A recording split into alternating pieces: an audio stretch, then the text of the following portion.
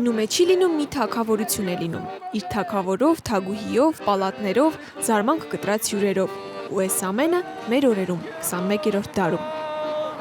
Et disons qu'on se fait fort de régler radicalement le problème social en suspens.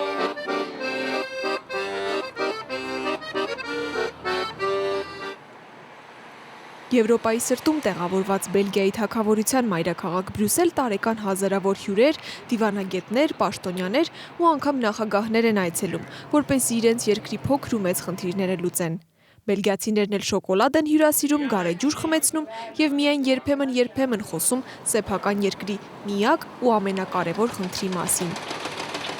Բելգիան մեկն է այն երկրներից, որ եվրոպական չլուծված հակամարտությունների ցանկում իր մշտական տեղն ունի։ Այստեղի հակամարտությունը իր տասնամյակների պատմության ընթացքում դեռ ոչ մի զոհ չի տվել։ Սրանով բելգիացիները շատ են հպարտանում։ Ու թեև աշխարհին Բելգիայի փոքրիկ թագավորությունը շոկոլադ, գարեջուր եւ զարգացող տնտեսություն է տվել, կարծում եմ կա եւս մի բրենդ, որով բելգիացիները արժանի են հպարտանալ։ Դա բելգիական համբերությունն է։ Հիմա կասեմ ինչու։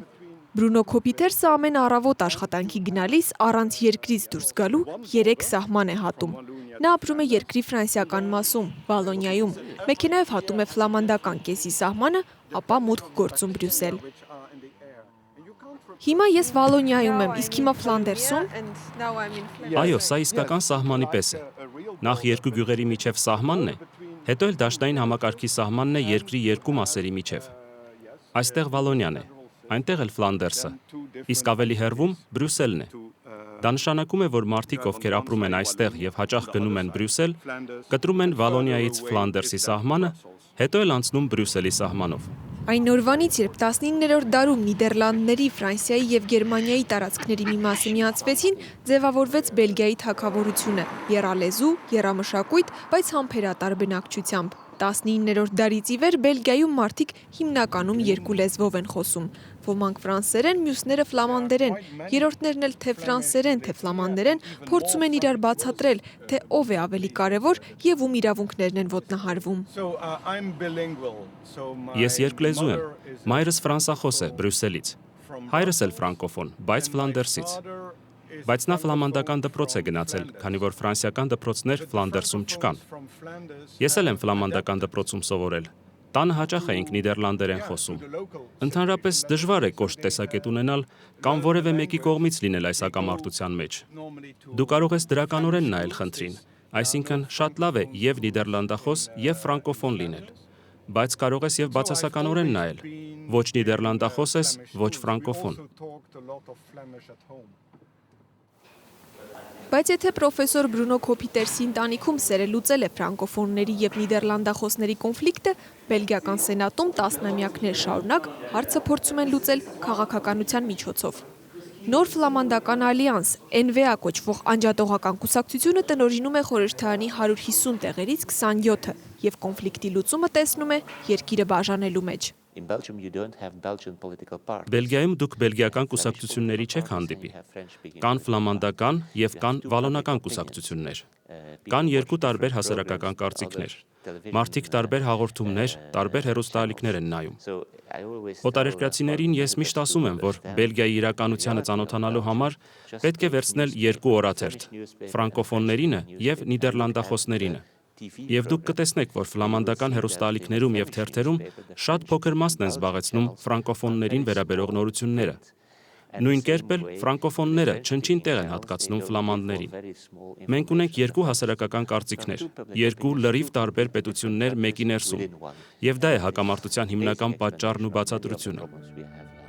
Բելգիան թեև աներևույթ, բայց հստակ սահմաններ ունի իր ներսում։ Բաժանարար գծերը թեև չեն երևում, բայց զգացնել են տալիս թե տեղացիներին, թե հյուրերին, երկրի որ մասում է ապրում ֆլամանդական, որ մասում ֆրանսիական բնակչությունը։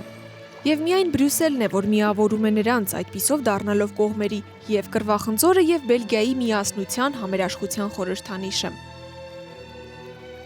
Բելգիական համբերատարության եւս մի ապացույց։ 2011-ի փետրվարի 17-ին այս փոքրիկ թագավորության բնակիչները հպարտությամբ համաշխարհային ռեկորդ սահմանեցին՝ 541 օր ապրելով առանց ֆեդերալ կառավարության։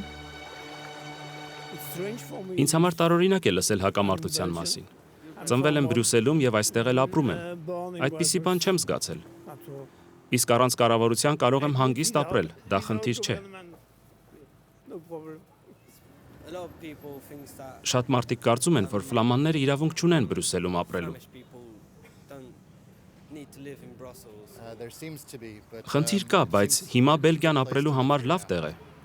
Իսկ ինչպես էր առանց կառավարության, մեծ պրոբլեմ էր։ Ամենևին, կառաջարկեի, որ իմ երկրում էլ այդպես լիներ։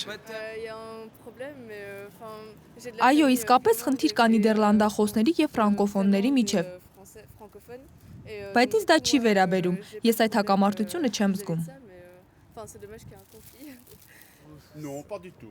Ընդհանրապես գոյություն չունի։ Հակամարտությունն անցել է պատմության գիրկը։ Որևէ խնդիր չկա։ Իմ ընկերուհին ֆլամանդուհի է, մենք իրար հետ հիանալի լեզու ենք գտնում։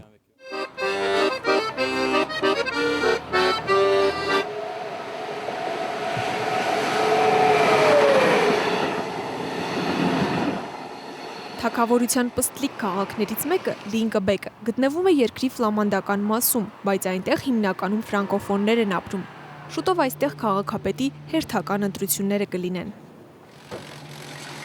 Նախորդ ընտրություններից 6 տարի է անցել, բայց Լինկեբեկի քաղաքապետին իշխանությունները այդպես էլ դե յուրե չեն հաստատել։ 6 տարի է քաղաքը պաշտոնապես քաղաքապետ չունի։ Քվեարկության ծանուցագիրը պետք է լիներ յուրաքանչյուր բնակչի մայրենի լեզվով։ Այդպես էր պահանջում դաշնային օրենքը։ Եվ ֆլամանդական կառավարությունն ասաց. «Լավ, մենք համաձայն ենք, բայց դուք ֆլամանդական մասում եք գտնվում։ Պետք է նախ ֆլամաներեն ուղարկեք ու հետո միայն, եթե ֆրանսախոս բնակչությունը ցանկանա, կարող է գալ եւ փոխել լեզուն»։ Ես հակառակվեցի, ու դա է պատճառը, որ չեմ հաստատվել որպես քաղաքապետ, թեև ժողովրդավարական սկզբունքներով ընտրվել եմ։ Հաստատումը ֆլամանդական նախարարը պետք է աներ, ով ինձ ասաց, որ ես չեմ հարգում ֆլամանդական կառավարության օրենքները։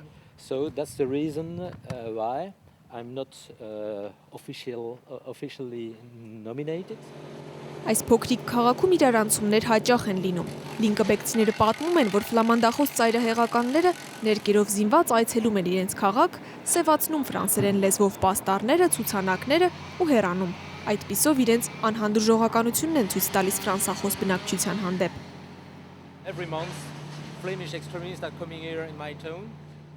Ահա տեսնում եք, այս պատին ջնջված գրություններ կան։ Ամեն ամիս ֆլաման ծայրահեղականները գալիս են իմ քաղաք, ցույց տալու, որ ֆրանկոֆոնները ֆլամանդական հատվածում ցանկալի չեն։ Ծայրահեղականները ջնջում են ֆրանսերեն գրությունները։ Այդպիսով ասելով, որ այս քաղաքում պետք է խոսեն, գրեն եւ սովորեն միայն նիդերլանդերեն։ Իսկ դա խնդիր է, քանի որ քաղաքի բնակիչների 86%-ը ֆրանկոֆոններ են։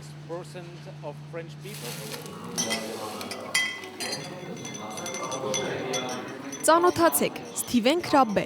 բարմեն, սիրում է հյուրերին գարեջուր հյուրասիրել։ Հյուրերը խմում են, հարբում, մոռանում սեփական խնդիրները, իսկ ինքը միայն հարբեցած ժամանակ է հիշում Բելգիայի դարդերը։ Մեզ հետ զրուցելիս թափ էր, մի բաժակ գարեջուր անգամ չէր խմել։ Բարդ է բացատրել Բելգիայի խնդիրը, շատ բարդ է։ Կարծում եմ, եթե փողոցում հարցուփորձ անեք, ոչ ոք ձեզ իդեալական պատասխան չի տա։ Այդ պատասխանն ուղղակի գոյություն չունի։ Իմ հաճախորդներից շատերը նիդերլանդախոս են։ Բոլորը ֆրանկոֆոն հարևաններ ունեն եւ շատ լավ հարաբերությունների մեջ են նրանց հետ։ Ինչ խնդիր կա։ Խնդիր չկա։ Քաղաքական գործիչներն են ուզում այստեղ խնդիր տեսնել։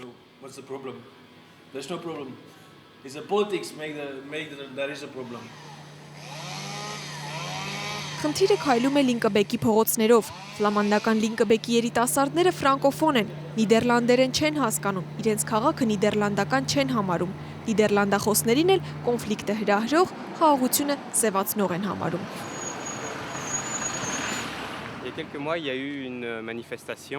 Մի քանի ամիս առաջ այստեղ Լինկեբեկում ֆլաման ազգայնականները բողոքի ցույց արեցին։ Նրանք մեր քաղաքից չէին, եկել էին Օվերեյսից, որ հեռավոր Ֆլանդերսում է։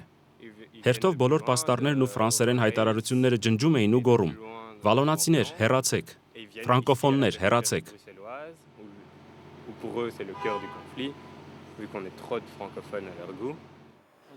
Տարօրինակ քաղաքի Կելինկբեկը, ֆրանկոֆոն մեծամասնությամբ, ֆլամանդական պատկանելիությամբ, երկլեզու պաստառներով ու քվյաթերթիկներով, չհաստատված քաղաքապետով, երբեմն արշավանքի եկող ծայրահեղականներով, բայց խաղաղասեր բնակչությամբ։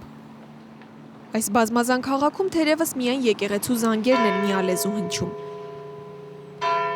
Դրանցից դեռ ոչ ֆլամանդախոսները, ոչ էլ ֆրանկոֆոնները չեն բողոքել։ Նրանք պարզապես չեն լսում դրանց կանչը։ Եկեղեցին սովորաբար դատարկ է լինում։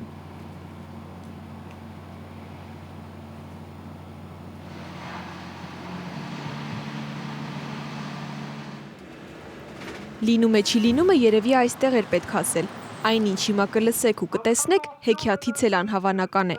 Մի օր քաղաքական գործիչներն ու ֆրանկոֆոնների հանրային հեռուստաալիքը որոշեցին չափել բելգիական համբերության բաժակի խորությունը։ Նրանք ամբողջ 2 տարի պատրաստեցին մի հաղորդում «Բայ բայ Բելգիա», որը 2006-ին արտակարգ թողարկմամբ եթեր մտավ եւ հայտարարեց, որ երկիրը բաժանվել է 2 մասի։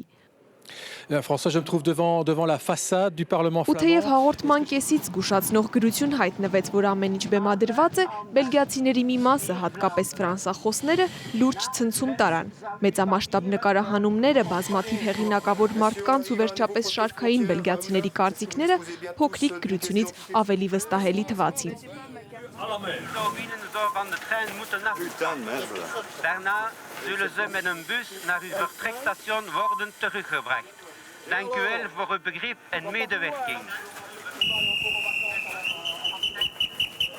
Բելգիական այս կեսկատակին շատերն էին հավատացել, քանի որ թագավորությունը կիսելու մասին պատմություններն անգամ թագավորական արքունիքից են լսվում։ Բելգիացիներն այս հարցում ավելի քան համբերատար են, կռվախնձորը դանակով կիսել չեն ցանկանում։ Փորձեմ հստակեցնել, ոչ ոք չի քննարկում խնդրի բռնի լուծման տարբերակը։ Միակն այն ճանապարհն է, որով մենք մինչև հիմա շարժվել ենք։ Ավելի բարդ ժամանակներ են եղել, երբ համայնքների միջև հարաբերությունները իսկապես վատ են եղել, բայց բռնություն երբեք գործի չի դրվել։ Վստահ եղեք, որ խոսելու ու խոսելու ենք, մինչև հասնենք խնդրի լուծմանը։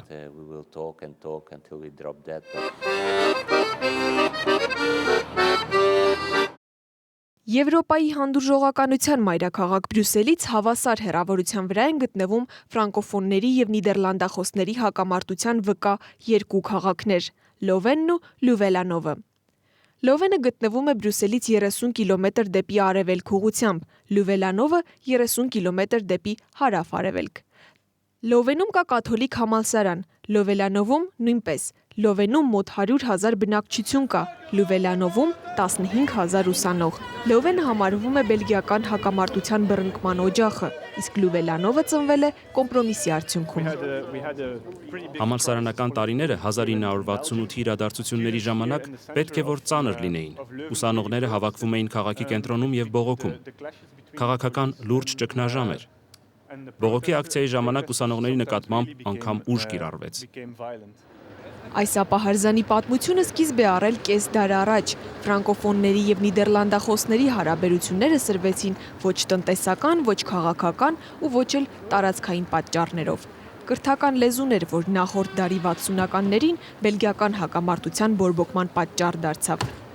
Երկար տարիների համատեղ կյանքից հետո ֆլամանների ու ֆրանկոֆոնների ջուրը դադարեց մի առվով հոսել։ 46 տարի առաջ համերաշխ ընտանիքը վիճեց, ամուսիններն ապահարզան պահանջեցին ու բաժանվեցին։ Լովենը մնաց իր տեղում, Ֆլանդրիայում, իսկ կինը գնաց Վալոնիա, նոր ֆրանսիական արտասանությամբ կնքելով հին անունը՝ Լյուվելանով։ Հեռանալիս ամուսինները բաժանեցին նաև երեխաներին, համալսարանները։ Կաթոլիկ համալսարանը կիսվեց և իր կրտսեր եղբորն ուղարկեց երկրի ֆրանկոֆոն հատված։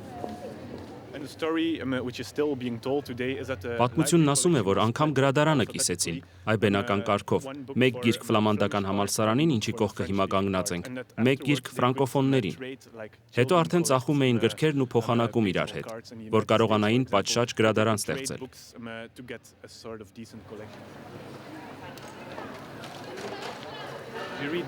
Հիմա էլ մենք տարբեր թերթեր ենք կարդում, տարբեր ֆիլմեր դիտում, տարբեր երաժշտություն լսում, նաև տարբեր քաղաքականություն ունենք։ Ֆլամանդական մասում մարդիկ նախընտրում են անգլոսաքսոնական մշակույթը, իսկ հարավում, ֆրանկոֆոն հատվածում նախընտրում են ֆրանսիական մշակույթը։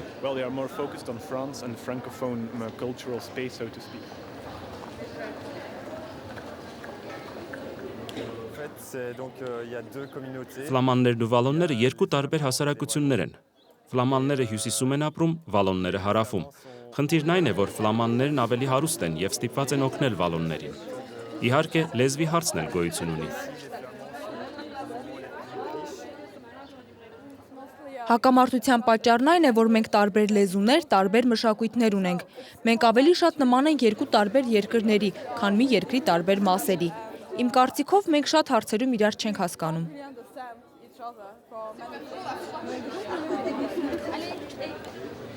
Հին ու նոր լովենների բնակիչներից շատերը ժամանակին կողք կողքի էին ապրում, նույն դասասենյակում սովորում։ Հիմա իրարից գրեթե տեղյակ չեն։ Լավագույն լուծումը, ասում են, բաժանվելն էր։ Երկուսն էլ Բրյուսելից հավասար հեռավորության վրա են, երկուսն էլ նույն անունով, տարբեր արտասանությամբ։ Նրանք զուգահեռաբար դաս են անում, քննություններին պարապում, կարդում նույն գիրքը տարբեր լեզուներով։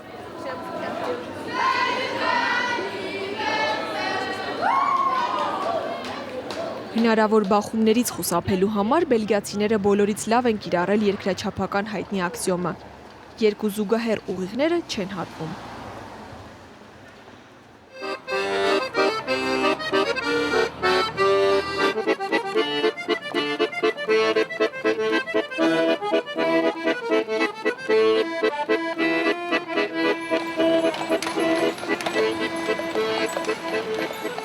Բարի գալուստ Անտվերպեն, Բելգիայի թագավորության հյուսիսում գտնվող Եվրոպայի ամենահարուստ նավահանգիստ քաղաքներից մեկը։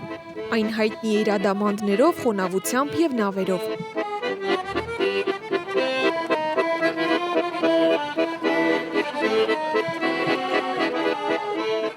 Անտվերպենը Բելգիայի ֆլամանդական հատվածի Ֆլանդրիայի մայրաքաղաքն է։ Այստեղ շուրջ 500,000 մարդ է ապրում։ Ադամանդներն ասում են արդեն 500 տարուց ավելի է, քաղաքի լավագույն ընկերներն են։ Շուրջ 1800 անտվերպենցի իրենց օրը սկսում ու վերջացնում են հենց ադամանդների շրջապատում։ 60,000 մարդ էլ Անտվերպենի նավահանգստում է աշխատում։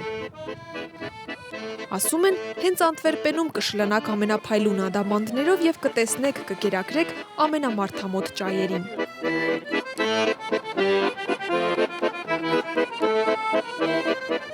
Այստեղ զբոսաշրջիկներին զարմացնելու մեծ շնորհք ունեն։ Պատկերացրեք, թե ինչ արտառոց բան կարելի է ցուցադրել այսպիսի հարուստ ու գեղեցիկ քաղաքի կենտրոնական 600-ամյա պատմական հրապարակում։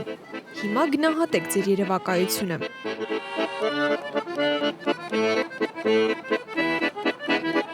Այդպես էլ չիմացանք, թե 1,5 տոննայանոց հսկաներից որ մեկը և քանի կիլոգրամով հաղթող ճանաչվեց այս բացօթյա մրցույթ տուգատեսում։ Բայց ինչ տիտղոսի էլ նա արժանանա, միևնույն է, մի օր հաստատ հայտնվելու է այստեղ։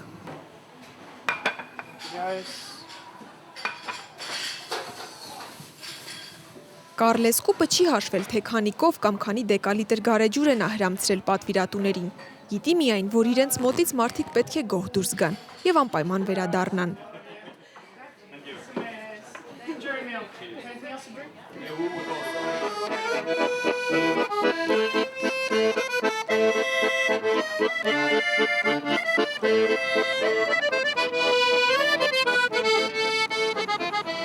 Սա էլ Մադամ Լիեժն է, Բելգիայի ֆրանկոֆոն հատվածի Վալոնիայի տնտեսական մայրաքաղաքը, 200,000 բնակիչ ունի։ Հայտնի է երկաթագործությամբ, մինչդեռ իր երիտասարդների մեծ մասը անգործությամբ է զբաղված։ Անգործությունից ազատ ժամանակ էլ նրանք չափչփում են քաղաքի փողոցները, սքեյթբորդի անիվներով։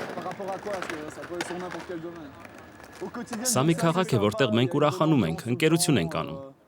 Մթնոլորտն ընդհանուր առմամբ շատ լավ է, բայց կան նաև թերություններ, ինչպես ամենուր։ Ես արթնանում եմ մոտավորապես ճաշի ժամին, դե ծույլ եմ, ինչ արած։ 8 տարեկանից ծխում եմ, հիմա 19 եմ։ Նիդերլանդերեն չգիտեմ, քանի որ դա շատ բարդ լեզու է։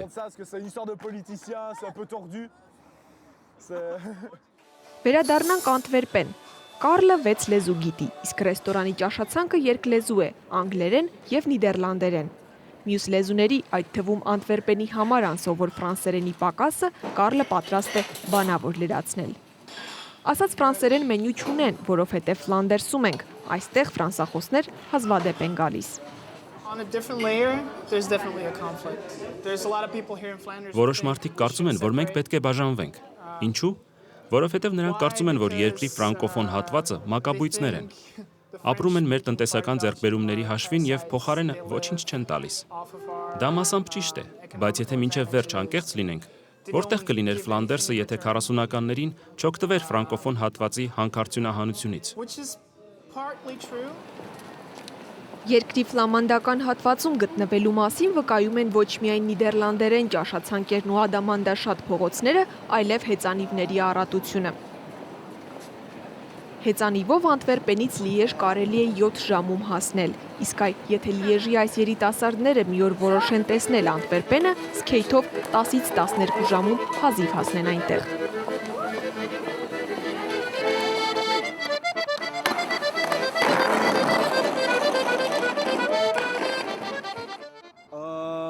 Ֆլամաններն ուզում են բաժանել երկիրը, բայց չեմ կարծում, որ բոլորն են դա ցանկանում։ Իսկ ընդհանրապես իրենք մի քիչ ավելի հարուստ են մեզանից ու դրա համար էլ վերևից են նայում մեզ վրա։ Իրենք գիտեն ֆրանսերեն, բայց մենք իրենց լեզուն վատ ենք հասկանում։ Ֆրանսերենը նախ ավելի հեշտ է սովորել, հետո էլ ավելի տարածված եւ օգտագործելի է աշխարհում, քան ֆլամաներենը։ Անգամ ֆիլմերի լուսագրերն են ֆրանսերեն գրում։ Հասարակ մարդկանց միջև խնդիր չկա։ Մենք ֆլամանների հետ կարող ենք ընկերություն անել։ Ուղղակի միմյանց լեզուները չենք սովորում կարգին։ Ես նիդերլանդերենից դպրոցում 9 էի ստանում, բայց այդպես էլ նորմալ խոսել չսովորեցի։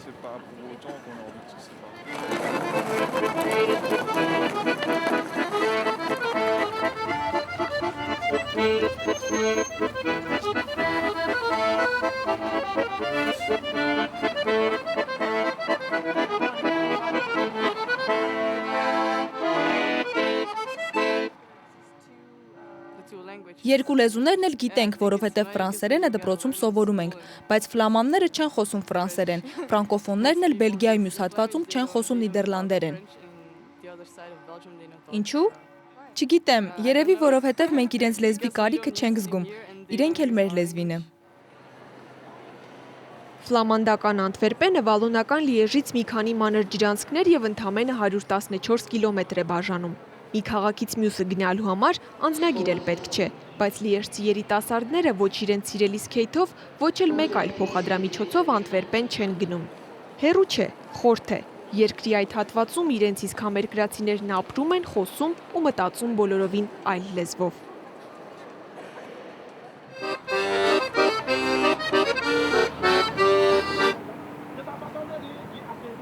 Երբ որոշեցինք ցույց տալ ու պատմել բելգիական մշակույթի մասին, մեզ խորհուրդ տվեցին անպայման դիմել բելգիացի մի լրագրողի։ Նա երիտասարդ է, աշխույժ, բանիմաց, մի քանի արժեքավոր մշակութային ցուցանմուշների գողության հետաքննություններ է վարել։ Տինտինին Բելգիայում ու դրա սահմաններից դուրս շատերն են ճանաչում։ Անգամ Շարլ դե Գոլն է մի անգամ իր մշակույթի նախարարին խոստովանել, որ միջազգային ասպարեզում իր միակ մրցակիցը Տինտինն է։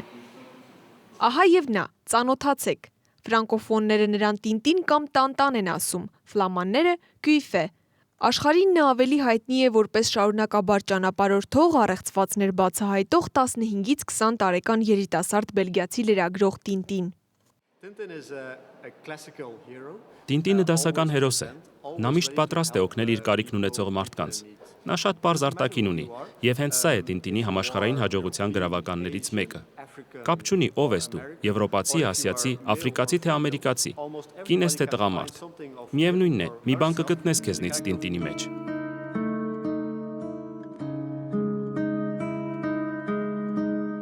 Տինտինը ծնվել է անցյալ դարասկզբին բելգիացի նկարիչ Էրժեի տանը ու շատ շուտով դարձել է եվրոպացի պատանիների սիրելի կոմիքսների հերոսը։ Տինտինը ես եմ։ Նա արտացոլում է իմ մեջ եղած լավագույն եւ ամենապայծառ բաները։ Իմ հաջողակ կրկնօրինակն է։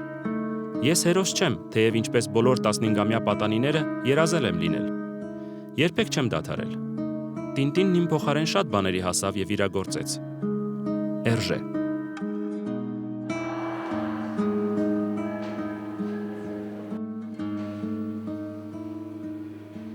Հիմա Տինտինը 83 տարեկան է, բայց տեսեք ինչ լավ է պահպանվել։ Նրա գործունեությունը, հանրահայտությունն ու կյանքն ուսումնասիրող հատուկ մասնագետներ կան անգամ, տինտինոլոգներ կամ տինտինագետներ։ Նրանք ասում են, որ ամեն անգամ Տինտինը վերածնվում է թղթի վրա, այդ պատճառով էլ երիտասարդ է։ Ամեն ինչ կիսել, տարբերակել սիրող բելգիացիներն իրենց այս հերոսին միայն սկզբում փորձեցին ֆրանկոֆոն կամ նիդերլանդախոս Ֆլանդրիայի կամ Վալոնիայի բնակիչ դարձնել։ Հետո տեսան, Տինտինը պոլիգլոտ է, կոսմոպոլիտ ու սահմանափակումներ չի սիրում։ Տինտինը ապաքաղաքական է։ Նրա մասին գրքերը թարգմանվել են Բելգիայի պաշտոնական լեզուներով, ինչպես նաև շատ այլ լեզուներով։ Եվ բելգիացի երեխաները կարդում են Տինտինի մասին իրենց մայրենի լեզվով։ Եվ չեն հարցնում, թե Տինտինի լեզուն որն է։ Տինտինը պարզապես բելգիացի է։ Բրյուսելցիները պատմում են, որ քաղաքի կենտրոնական փողոցներում երբեմն կարելի է տեսնել Տինտինին, բնորոշ մազափնջով սպիտակ ֆոքստերիերի հետ։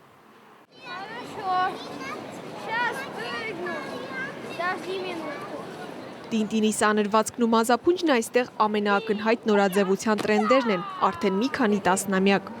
Բրյուսելի փողոցներում իրական Տինտինին մենք այդպես էլ չհանդիպեցինք։ Երաժշտության հնչյունները մեզ այլ կողմ տարան։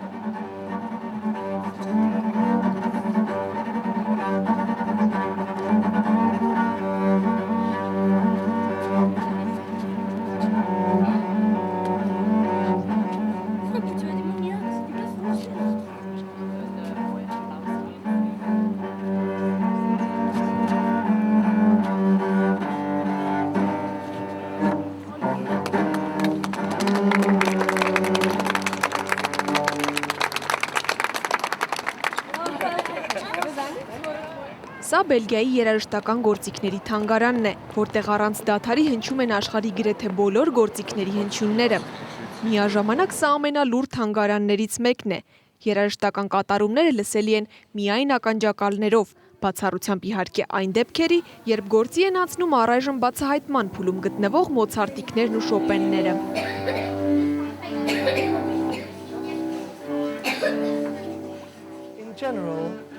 Ողջ աշխարհում շատ քիչ ուշադրություն է դարձվում երաժշտական գործիքին։ Կարևորում են կոմպոզիտորին, երգի բառերի հեղինակին, երգչին, բայց երաժշտական գործիքն անտեսում են, ինչն արդարացի չէ։ Ջո Սանտին երաժշտական գործիքների թանգարանի սիրտն է ու հոգին, ճանաչում է բոլոր գործիքները, բայց նվագել չգիտի։ Միայն երբեմն բելգիական երգեր է երգում։ Բելգիական երգ։ Well, maybe altijd is kortjakje ziek, midden in de week, maar zondags niet. It's Avo di Rege Maman. Even Mozart. Նույնիսկ Մոցարտն է գրել այս երգի մի քանի տարբերակները։ Շատ հին երգ է։ Մշակութային սահմանները շատ են տարբերվում ազգային, ադմինիստրատիվ սահմաններից։ Մարդիկ մտածում են, որ եթե իրենք ապրում են մի ազգի մեջ, ապա իրենց մշակույթն էլ դուրս չի գալիս պետական սահմաններից։ Դա բոլորովին էլ այդպես չէ։ Եթե նայեք գործիքներին ու լսեք երաժշտական ստեղծագործությունները, կհասկանաք, որ դրանք ճանապարհորդել են ամբողջ աշխարհով մեկ, հաճախ տնտեսական համագործակցության առևտրի միջոցով։ Եվ շատ ուրախալի է տեսնել Բելգիայի նման փոքր եւ երկմշակույթ երկրում, որ երաժշտությունը սահմաններ չի ճանաչում։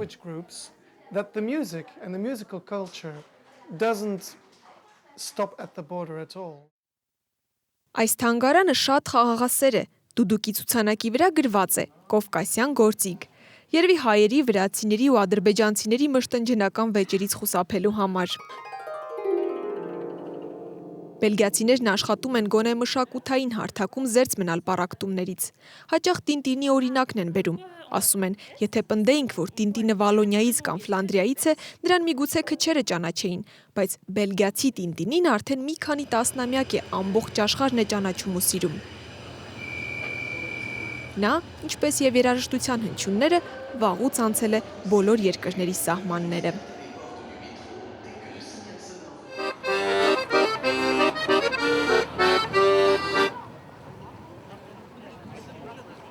Շուրջ 100,000 բնակչություն ունեցող Բրյուգեն Բելգիայի պարծանքն է ու հպարտությունը։ Ինչպես ամեն դասարանի գերազանցիկի, նրա հետ են առաջինը ծանոթացնում Բելգիայի այցելուներին ու միանգամից պատմում, որ քաղաքի մեծ մասը պահպանվում է որպես ՅՈՒՆԵՍԿՕ-ի համաշխարհային ժառանգության արժեք։ Հետո պատմում են, որ Բրյուգեն անվանում են Եվրոպայի հյուսիսի Վենետիկ ու դրա պատվին մի գավաթ գարեջրով խմում են գեղեցկուհի Բրյուգեի կենացը։ Բրյուգեում են ամենաարբեցնող գարեջրատներն ու ամենաանուշահամ շոկոլադները։ Այստեղ գարեջուրը չի հասցնում տաքանալ, շոկոլադն էլ չի հասցնում հալչել։ Այդ պատճառով էլ բրյուգեցիները միշտ մի քիչ հարբած են ու երջանիկ, հակամարտության մասին չեն էլ հիշում։ Գնանք, նստեք խնդրեմ։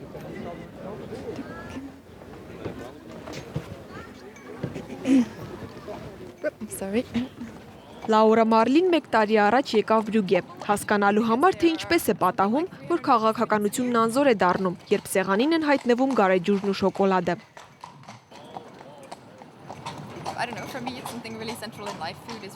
Ինձ համար շատ հետաքրքիր է ուսումնասիրել, թե ինչպես է ուտելիքը մարդկանց միավորելու լուրջ քննարկումների, երբեմն էլ պաշտամունքի առարկա դառնում։ Ֆինլանդիայում, որտեղից եկել եմ, սննդին այդքան մեծ ուշադրություն չեն դարձնում, ինչքան Բելգիայում։ Այստեղ ուտելիքը միավորում է մարդկանց։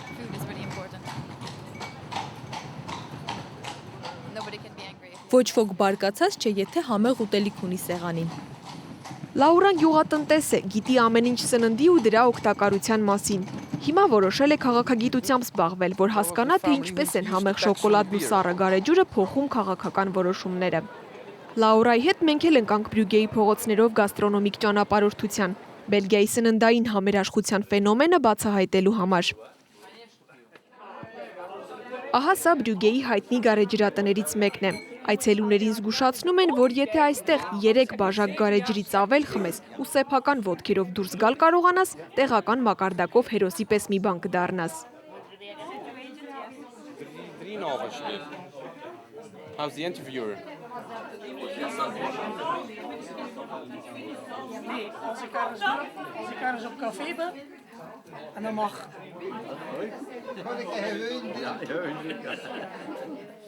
Yeah, really. We don't have problems. Bruges people are very nice people. Հակամարտություն գուցեև կա, բայց ոչ այստեղ։ Գարեջրատանը խնդիր չկա, բոլորը սպասելի հյուրեր են։ Բրյուժի բնակիչները հաճելի մարդիկ են։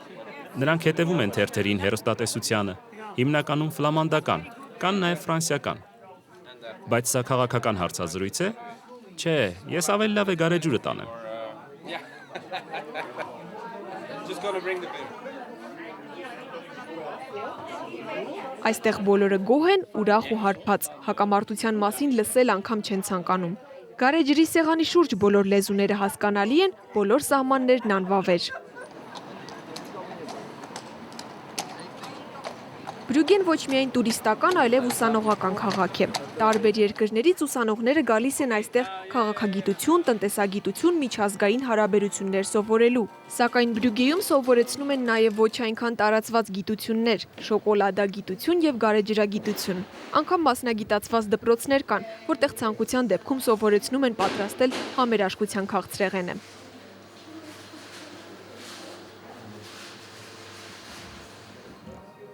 Լաուրայի ավագ գործընկեր Սվեն Հասը հակառակ ճանապարհով իրար կապեց բելգիական քաղաքականությունն ու սնունդը։ Մի օր նա որոշեց, որ չափազանց մեծ է քաղաքականությամբ զբաղվելու համար ու մանդատը փոխեց սառը գարեջրի հետ։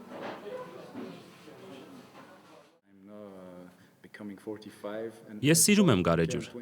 Ես սիրում եմ նաև քաղաքականությունը, բայց սա նաև տարիքային հարց էր։ Ես դառնում էի 45 տարեկան ու մտածեցի. լավ, 20 տարի է քաղաքականության մեջ եմ։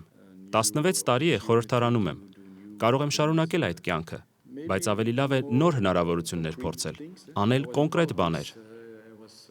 Քաղաքականության մեջ ես իմ կուսակցության առաջնորդն էի խորհրդարանում։ Եվ այս չափի գործեր էի անում։ Հիմա այսքանն եմ անում, բայց ավելի խորքային, ավելի կոնկրետ։ Միգուցե ես հիմա գարեջրի պետքարտուղարն եմ։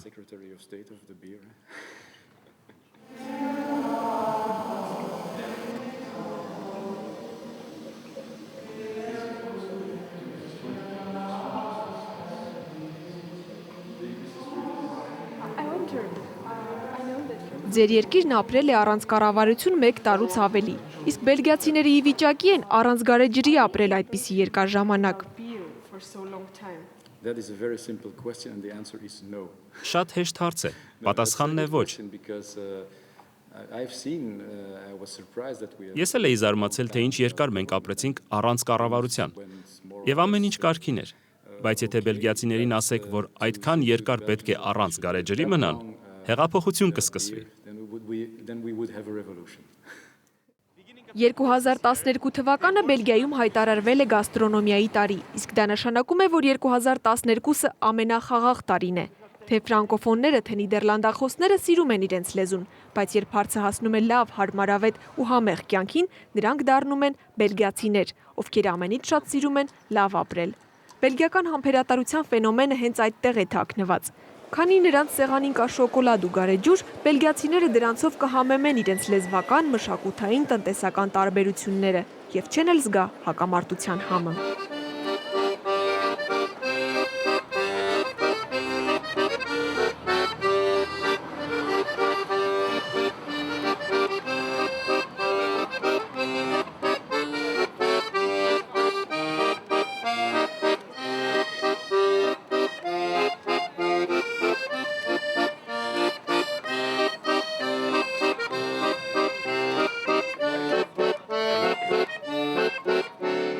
Les socialos n'ont rien fait pour abréger les forfaits de la famille capitaliste, mais heureusement ben l'anarchiste, il n'a pas de préjugés, les curés seront vengés.